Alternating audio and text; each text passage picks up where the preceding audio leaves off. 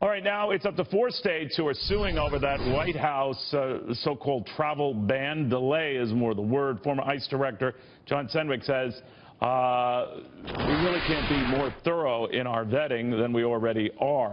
I guess the states now, as you know better than I, New York, Massachusetts, Virginia, and Washington, that are protesting this, do they have a case? I think certainly as it relates to the green card aspect of this, I think there's very strong arguments that barring green card holders from returning to their families is unlawful, both unconstitutional and also importantly, Neil, there's a statute that was passed by Congress which bars discrimination on immigrant visas based on country of origin. But didn't they take that green card thing out, John, or they clarified that, or I don't know. Well, but what they did was they ended up... Is this without merit? No, it's not. It's still with merit because two things. One is, first of all, the green card piece is still in place. What they said was they'll grant waivers in which the primary factor in granting a waiver will be whether or not you have a green card. So the green card piece is still in play, very much so. Secondly, even if you have a non-immigrant visa, I will concede that you have a much stronger argument the administration does there. Generally, you're not entitled to enter the United States unless you've been given a green card or you're a citizen. Right. But nevertheless, the manner in which this was done, I think, certainly raises legal concerns as evidenced by the judges who went ahead and issued injunctions in many of the states. All right. Now, these 4 cases notwithstanding, is it your understanding that it was poorly communicated and that maybe at its core it's not that bad, that we're just maybe the way it's been called a Muslim ban when the administration argues it's not a Muslim ban, it's more like a delay on worrisome elements getting in here? You say what? Well, let me set aside. Setting aside the question whether it's a Muslim ban or not, let me say this. The way it was implemented, I've spent a lot of time at DHS. I know folks are saying they were aware of it was coming. Generally speaking, however, there is not that much turmoil when a new policy change is made, and that's because a lot of work is put into place, setting very clear guidance out to the field about who is and who isn't impacted. You have 20,000 customs officers around the world who are in charge of deciding who gets into this country and who doesn't.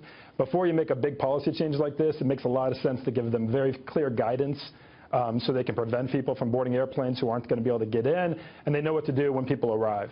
I think President Trump had said, I'm paraphrasing here, something that if you overly vet this kind of stuff, the bad guys know to get around it and to jump the gun, so to speak, and get here or get out of here. I'm not saying you broadcast this to the public in advance. What I'm saying is get a small group of... Well, if you're telling 21,000 offices around the country that you potentially are doing just that, right? No. You get a very small group of leadership at Customs, guys who have access to the highest and most classified information available to the United States, guys we trust with our deepest secrets. You get them together, they prepare the guidance. The moment you go public, you launch the guidance in the field. When the field sees an executive order like this, that's actually very legal and technically written, it raises 52 different questions that they need answered. I will just tell you anecdotally, I know folks, this was dropped at Friday at 5 o'clock. There were people scrambling all weekend, all hours of the night, trying to get that guidance to the field. Do you think that there was a purpose to even that and creating this mass confusion, that it sent a word out to guys who might wish us ill, that we are on high alert? Listen, I think certainly that the fact that he took this order, I don't deny the point. It certainly sends a message that the United States is really going to enhance even more scrutiny. Right. I don't dispute that in the slightest. I guess my frustration was the breadth of this order and the people that were caught up. A lot of people have lived here for a long time, legally and peacefully. People who are born in Iran. Frankly, especially a country from Iran, there are large numbers of people who fled persecution in Iran, have lived in this country for 25 years. You happen to catch yourself outside the U.S. the day this order drops. Suddenly, you're not allowed back in. You're right, that's been fixed now. I think those people with green cards will get back in, but students are not going to be able to get back in. There are a lot, meanwhile, people who meet the criteria are in this country. I think a more pinpointed, targeted approach would have been better, but I don't dispute it probably did send a message that there will be even more scrutiny in terms of who gets a visa and who gets to enter our country. John, could I pick your brain on this, that a number of Democrats are linking their support or lack thereof to Neil Gorsuch, the president's choice for Supreme Court, to banning this travel ban, whatever you want to call it. Do you think that should come up? Do you think that's an issue that should be part of a confirmation process? I know it's going outside your field a little bit, but they want to make it germane in his confirmation hearings.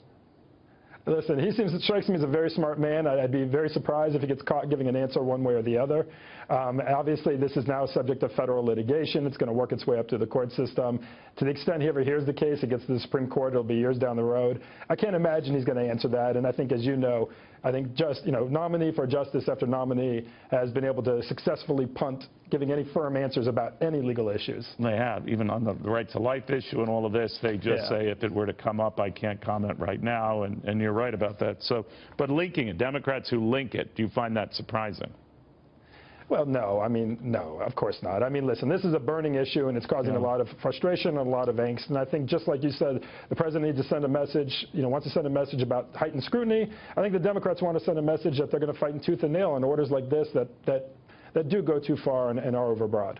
All right. John, you're a great guest. I learned a lot having you on. John Sandweg, former ICE Thank you. Director. Thank you.